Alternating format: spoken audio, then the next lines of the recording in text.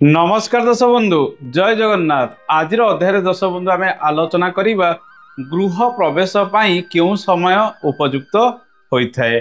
दर्शक बंधु आम जो नुआ घरटी आरंभ करुचे सर्वप्रथम भूमि बा जमी को शोधन करुचे वास्तु पूजा से करुचे। वास्तु पूजा तीन थर करा जाए। जेतबले गृहारंभ होता है से समय गोटे वास्तु पूजा करा जाए। जेतबले मुख्य द्वार बंध आपणकर बसी थाए से समय एक वास्तु पूजा करा जाए एवं गृह प्रतिष्ठा दिन घरे वास्तु पूजा करा जाए। दर्शक बंधु आम गृहारंभ क्यों समय करवा से विषय आसतु जानिबा। वास्तुशास्त्र रे कौन उल्लेख रही क्यों मास गुड़िक शुभ क्यों बार गुड़िक शुभ क्यों लग्न रे आपण गृहारंभ करने सहित गृह प्रवेश कले शुभप्रद होता है से विषय आसतु संक्षेप आम जानिबा। दर्शक बंधु वास्तुशास्त्र रे उल्लेख रही आमर 12 गोटी मास मानक मध्यरु बैशाख मास फाल्गुन मास एवं मार्गशीर मासरे गृह प्रवेश कले अत्यंत शुभ फल गुड़िक मिलता है।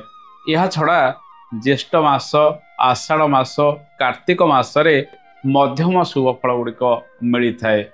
आपण किसी स्वयं संपूर्ण तिथि रही जो तिथि रे मध्य गृह प्रवेश इत्यादि करें यथा श्री पंचमी श्री गुंडीचा अक्षय तृतीया ए दिन मध्य गृह प्रवेश कले शुभ फल गुड़िक मिलता है। दर्शक बंधु गृह प्रवेश चैत्र मास पौष मास अत्यंत अशुभ अटे। ए मासरे गृह प्रवेश करा जाए नाही। जेतबले रविंकर दक्षिणायन गति कर्कट संक्रांति ठारू आरंभ हुए से समय प्रायतः हरिशयन इत्यादि रहुतिबारु गृह प्रवेश से समय निषिद्ध रुहे। जेतबले आमर दक्षिणायन रे कार्तिक बड़ एकादशी परे शुभ समय गुड़िक आसी जाए। मार्गशीर मासरे गृह प्रवेश आपण करें पंजिकार जो तारीख गुड़िक उल्लेख रही। दर्शक बंधु क्यों क्यों बार गुड़िक अत्यंत शुभ रही है से विषय आसतु जानिबा। गृह प्रवेश करने गुरुवार एवं शुक्रवार सर्वश्रेष्ठ बार अटे। सोमवार बुधवार एवं शनिवार मध्यम शुभ अटे। किछि किछि वास्तुशास्त्र रे उल्लेख रही आरंभ शनिवार शुभ नथिले मध्य गृह प्रवेश शनिवार शुभ अटे। एमती किछि कन्फ्यूजन शनिवार को नहीं रही। दर्शक बंधु रविवार एवं मंगलवार दिन गृह प्रवेश संपूर्ण रूपे शुभ नुहे। यही दिन मानक आपण छाड़ी अन्य दिन मानकरे गृह प्रवेश आपण करि परिबे। गृह प्रवेश साधारणतः जदि आपण शुक्ल पक्षरे करूचंती यह अत्यंत शुभ फल गुड़िक वृद्धि करि थाए। नचेत जेतबले चंद्रंकर बलाबल थाए धरंतु शुक्ल पक्षर सप्तमी तिथि ठारू कृष्ण पक्षर पंचमी तिथि मध्यरे चंद्र बलाबल रे रही थांती। एही समय मध्य आपण पंजिकारे थिबा शुभ तारीख मानकरे आपण गृह प्रवेश करि परिबे। जो दिन कर्तार राशि नक्षत्र को चंद्र सुधी रही गुरु सुधी रही रवि सुधी रही रवि सुधी प्रायतः वर्षर अनेक समय आसी थाए किंतु गुरु सुधी प्रति वर्ष आसी न थाए। जेतेबले बृहस्पति चलन आपण राशि ठारू द्वितीय पंचम सप्तम नवम एकादश स्थान रे होता है से समय आपण राशि रे गुरु सुधी रही है। से समय नूतन गृहारंभ करवा गृह प्रवेश करने सहित विवाह आदि अन्य शुभ मांगलिक कार्य गुड़िक करने शुभ फल प्राप्ति होता है। दर्शक बंधु जेतेबले बृहस्पति और शुक्र अस्त हो जाती से समय काल सुधी न थाए से समय गृहारंभ किंबा गृह प्रवेश करने यह शुभप्रद नुहे। जेतेबले आमर बृहस्पति एवं शुक्र राशि चक्र रे शुभरे रही थांती से समय गृह प्रवेश आपण करें एवं उक्त मास गुड़िक रे। दर्शक बंधु आसतु जानिबा लग्न कौन रहिबो। आमे जेतेबले गृह प्रवेश करूचे किंबा गृह आरंभ करूचे गोटे पर्टिकुलर समय आमे शुभ दौचे से समय जदि कर्तार ये सब लग्न गुड़िक रही आपण जीवन में शुभ फल गुड़िक मिल।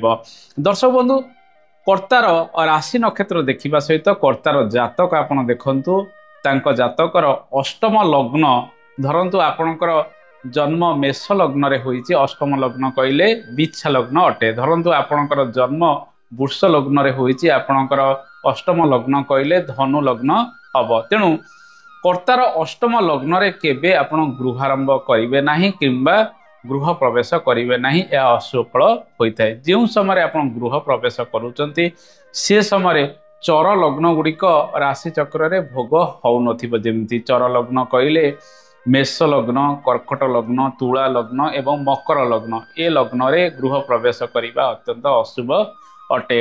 ଯେଉଁ ଲଗ୍ନଟି ଆପଣ ସ୍ଥିର କରୁଛନ୍ତି ସେ ଲଗ୍ନଟି ସ୍ଥିର ଲଗ୍ନ ହୋଇଥିବ କିମ୍ବା ଦ୍ୱାତ୍ମିକ ଲଗ୍ନ ହୋଇଥିବ। ଦର୍ଶକ ବନ୍ଧୁ, ଲଗ୍ନରେ ଶୁଭ ଗ୍ରହ ମାନେ ଅବସ୍ଥାନ କରିଥିବେ, ଚତୁର୍ଥ ଭାବର ଗ୍ରହ ବଳବାନ ଥିବ, ଲଗ୍ନକୁ ଶୁଭ ଗ୍ରହ ମାନଙ୍କର ଦୃଷ୍ଟି ଯଦି ରହୁଥିବ ତାହେଲେ ସେ ଲଗ୍ନରେ ଗୃହ ପ୍ରବେଶ କଲେ ଅତ୍ୟନ୍ତ ଶୁଭ ଫଳ ଗୁଡ଼ିକ ମିଳିଥାଏ। ଯଦି ଲଗ୍ନରେ ଅସ୍ତ ଗ୍ରହ ବସିଥିବ, କୌଣସି ନୀଚ ଗ୍ରହ ଅବସ୍ଥାନ କରିଥିବ, କୌଣସି ବକ୍ରୀ ଗ୍ରହ ଅବସ୍ଥାନ କରିଥିବେ, ସେ ଲଗ୍ନରେ ଗୃହ ପ୍ରବେଶ କଲେ ଶୁଭ ଫଳ ଗୁଡ଼ିକ ବେଶୀ ମିଳିନଥାଏ। ଯଦି ଲଗ୍ନରେ ଚନ୍ଦ୍ର ଅବସ୍ଥାନ କରିଛନ୍ତି କିମ୍ବା ଲଗ୍ନର ସପ୍ତମ ସ୍ଥାନରେ ଚନ୍ଦ୍ରମା ଅବସ୍ଥାନ କରିଛନ୍ତି, ସେ ଲଗ୍ନରେ ମଧ୍ୟ ଗୃହ ପ୍ରବେଶ କଲେ ଶୁଭ ଫଳ ଗୁଡ଼ିକ ମିଳିନଥାଏ। ଅର୍ଥାତ୍ ଆମେ ସର୍ବପ୍ରଥମେ ସ୍ଥିର ଲଗ୍ନ ଏବଂ ଦ୍ୱାତ୍ମିକ ଲଗ୍ନ ସ୍ଥିର କରିବା। ଏ ଲଗ୍ନ ଗୁଡ଼ିକରେ ଯଦି ଶୁଭ ଗ୍ରହଙ୍କର ପ୍ରଭାବ ରହୁଛି, ଲଗ୍ନାଧିପତି ବଳବାନ ଅଛି, ଚତୁର୍ଥାଧିପତି ବଳବାନ ରହିଛି, ତାହେଲେ ସେ ଲଗ୍ନରେ ଗୃହ ପ୍ରବେଶ କଲେ ଶୁଭ ଫଳ ମିଳିଥାଏ। ଯଦି ଲଗ୍ନରେ ପାପ ଗ୍ରହ ମାନଙ୍କର ଅବସ୍ଥାନ ରହିଛି, କୌଣସି ନୀଚ ଗ୍ରହ, ଅସ୍ତ ଗ୍ରହ, କୌଣସି ବକ୍ରୀ ଗ୍ରହଙ୍କର ଅବସ୍ଥାନ ରହିଛି, ଲଗ୍ନକୁ ବହୁତ ଗୁଡ଼ିଏ ପାପ ଗ୍ରହଙ୍କର ଦୃଷ୍ଟି ରହିଛି, ସେ ଲଗ୍ନ ଗୁଡ଼ିକୁ ଆମେ ପରିତ୍ୟାଜ କରିବା ଆବଶ୍ୟକ ଏବଂ ସେ ଲଗ୍ନରେ ଆମେ ଗୃହ ପ୍ରବେଶ କରିବା ଅତ୍ୟନ୍ତ ଶୁଭପ୍ରଦ ନୁହେଁ। ଦର୍ଶକ ବନ୍ଧୁ, ଅମୃତ ବେଳାରେ ଆପଣ ଗୃହ ପ୍ରବେଶ କରିବେ, ପାଞ୍ଜିରେ ଅମୃତ ବେଳା ଉଲ୍ଲେଖ ରହିଥାଏ। ସେହି ଅମୃତ ବେଳା ସମୟରେ କେଉଁ ଲଗ୍ନଟି ଭୋଗ ହେଉଛି ସର୍ବପ୍ରଥମେ ଦେଖିବେ। ଚର ଲଗ୍ନକୁ ଛାଡ଼ି ଅନ୍ୟାନ୍ୟ ଲଗ୍ନ ମାନଙ୍କରେ ଆପଣ ଗୃହ ପ୍ରବେଶ କଲେ ଶୁଭ ଫଳ ଗୁଡ଼ିକ ମିଳିଥାଏ। ତେଣୁ ଦର୍ଶକ ବନ୍ଧୁ, ଆମେ ଜାଣିଲେ କେଉଁ ମାସ, କେଉଁ ବାର, କେଉଁ ତିଥି, ଏହା ସହିତ କେଉଁ ଲଗ୍ନରେ ଗୃହ ପ୍ରବେଶ କରିବା ଅତ୍ୟନ୍ତ ଶୁଭପ୍ରଦ ହୋଇଥାଏ। ଆଶା କରେ ଏ କାର୍ଯ୍ୟକ୍ରମଟି ଆପଣଙ୍କୁ ଭଲ ଲାଗିଥିବ। କାର୍ଯ୍ୟକ୍ରମ ସମ୍ପର୍କରେ ମତାମତ ଦେବେ। ଆଜି ତ ସମୟ ହୋଇଯାଇଛି, ଆଜି ପାଇଁ ଏତିକି। ନମସ୍କାର, ଜୟ ଜଗନ୍ନାଥ, ଧନ୍ୟବାଦ।